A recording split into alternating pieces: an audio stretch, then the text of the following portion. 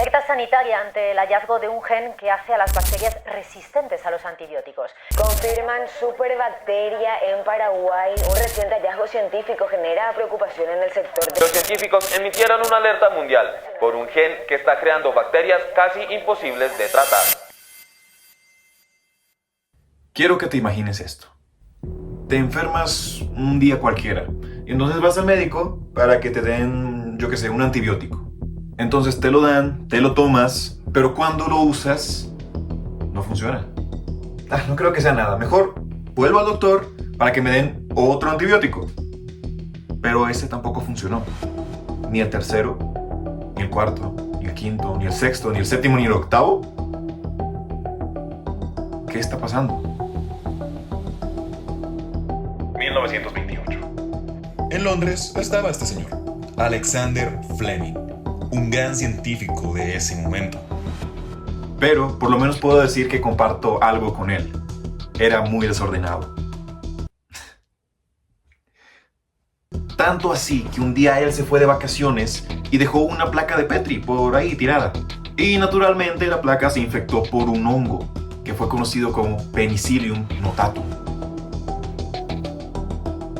Y yo me imagino a Fleming llegando de vacaciones cuando vio la placa y dijo: ¡Oh my God!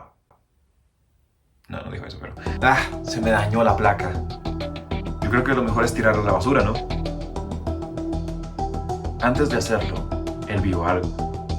Alrededor del hongo no crecían bacterias. Y esto significó un antes y un después en la historia de la medicina. Alexander Fleming había descubierto la penicilina. La penicilina fue un éxito, tanto que rápidamente en 1939 fue purificada y entonces ahí se empezó a comercializar por todo el mundo. La penicilina fue la encargada de salvar a miles de soldados durante la guerra. Sífilis, neumonía, gangrena, todo fue curado.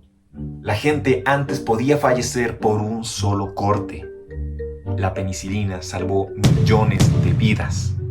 Fue tal éxito que hasta el día de hoy seguimos usando antibióticos que fueron derivados de ella, como la amoxicilina o la ampicilina, que son conocidos como bactericidas. O sea, básicamente que erradican a la bacteria, ya se va, no existe más. Todo era perfecto, las personas se salvaban y las bacterias se estaban eliminando. Nada podía salir mal, ¿verdad? ¿Verdad? Todo empezó a salir mal.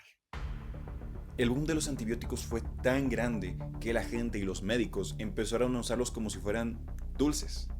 Para todo tomaban antibióticos. Nos confiamos demasiado.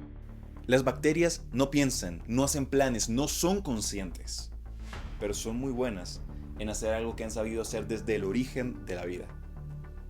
Saben adaptarse. Y para entenderlo hay que ver cómo funcionan nuestros antibióticos. Cada antibiótico tiene un mecanismo para atacar a la bacteria. Uno de ellos es romper la pared protectora. La penicilina es un ejemplo de esto. Básicamente impide que la bacteria construya su pared celular y sin nada que la cuide, la presión dentro de la célula hace que estalle. Otra forma es hacer que no produzcan proteínas. Estos medicamentos atacan unos organelos conocidos como ribosomas, que también son las pequeñas fábricas donde la bacteria produce proteínas para vivir, y sin proteínas, la bacteria no funciona.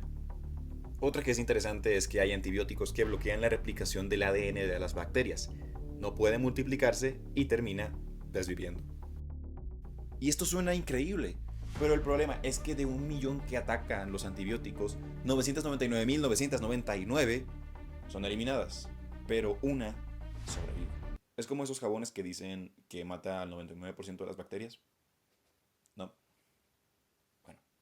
Y esa única superviviente aprendía y se multiplicaba millones de veces. Y adivina qué, sus descendientes tenían la misma mutación que la hizo sobrevivir. Y esto es gracias a un fragmento del ADN bacteriano que se llama plásmido, que es literalmente el que guarda la información de cómo sobrevivir a un antibiótico. Y adivina qué, se pasa de bacteria en bacteria. ¿Recuerdas los mecanismos de acción de los antibióticos? Pues las bacterias también. Entonces crearon defensas.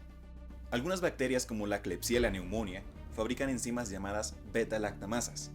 que rompen el antibiótico antes de que este haga daño. Es como destruir una bala antes de que llegue. Otras bacterias son las Staphylococcus aureus resistente a meticilina, o MRSA para los amigos. Y son un problema porque producen una proteína llamada PBP2A que no se une con los antibióticos. Es como cambiar la cerradura de una puerta. La llave es la misma, pero ya no abre. Y uno que es muy peligroso son las bombas de eflujo, hechas por la pseudomona. O sea, el antibiótico entra a la bacteria, pero luego esta lo saca. 25 de agosto 2016.